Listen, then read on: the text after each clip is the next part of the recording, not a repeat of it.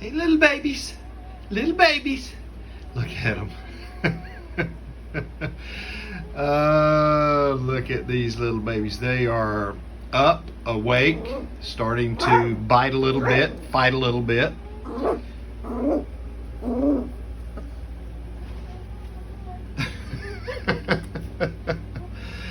Wow, they're really coming around. These are Ruby's babies. Hi everybody.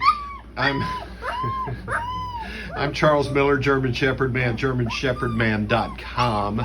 And that baby is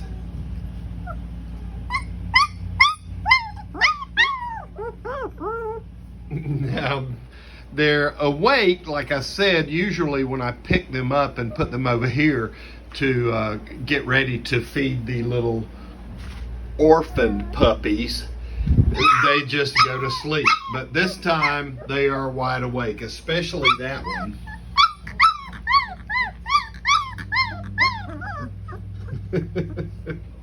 So it's kind of fun. But back to the orphaned puppies.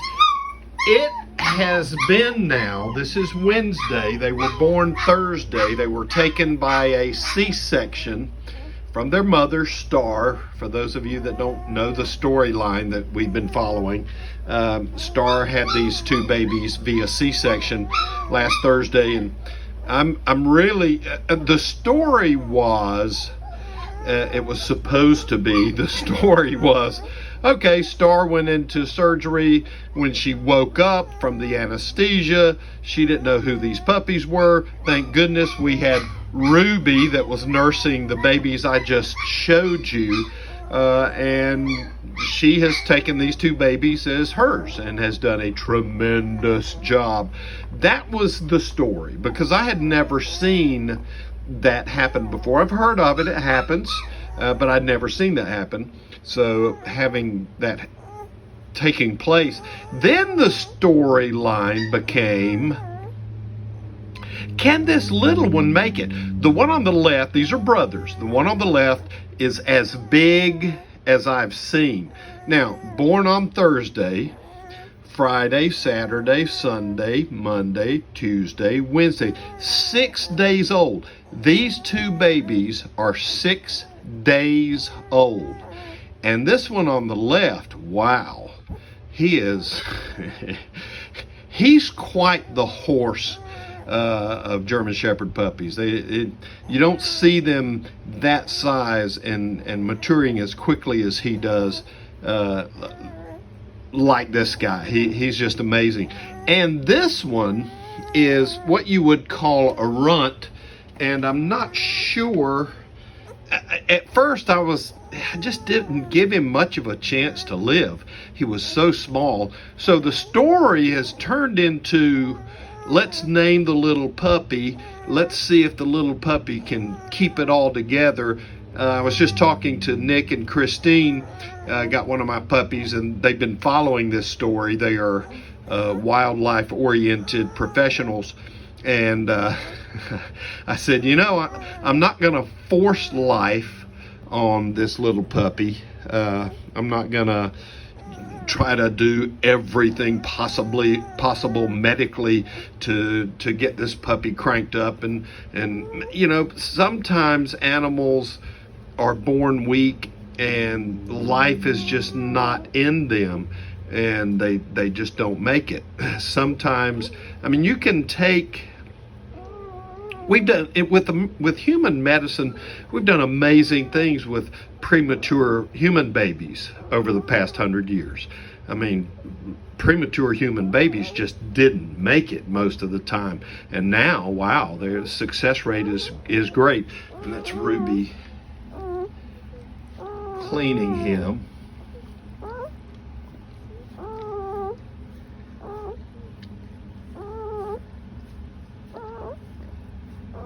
That's what they do. If the mother senses any smell of urine or feces, then she will go and lick, and that will move the puppies. She's doing it to the big boy now. That will move the puppies to urinate, and she takes it into her mouth. It also moves the puppies to do a bowel movement. She takes that into her mouth. Amazing, just amazing. But back to this little baby.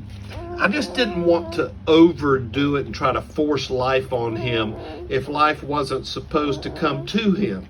If he wasn't supposed to be a really great, healthy German Shepherd dog, live years and years and years and be a life changer for somebody. I didn't want to, if he has that in him, great. So the story has turned into everybody rooting for this little baby. And some of the names you guys have come up with have been great. Just great. Soldier and Rocky and Bull. And I mean, it just could go on and on and on. You've seen them in the comments on Facebook and YouTube.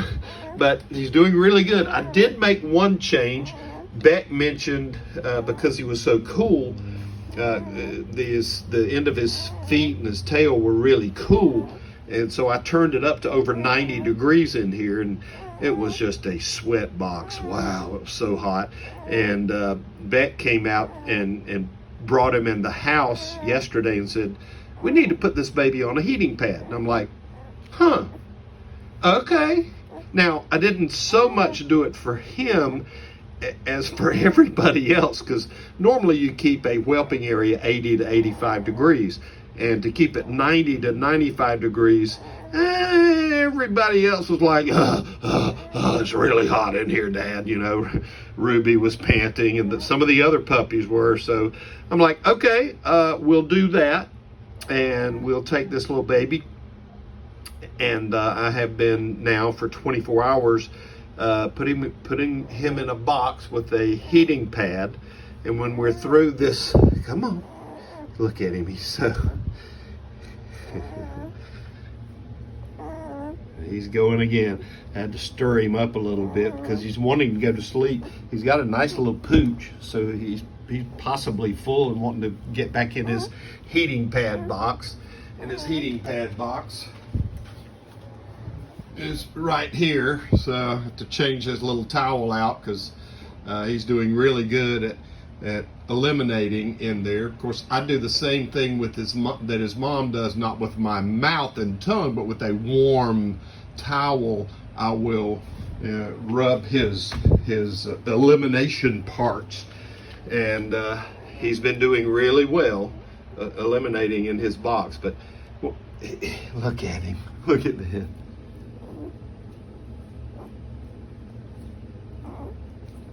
I'm gonna stir him up. Come on.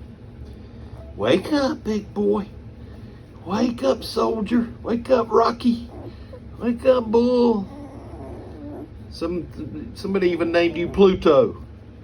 Come on. Come on.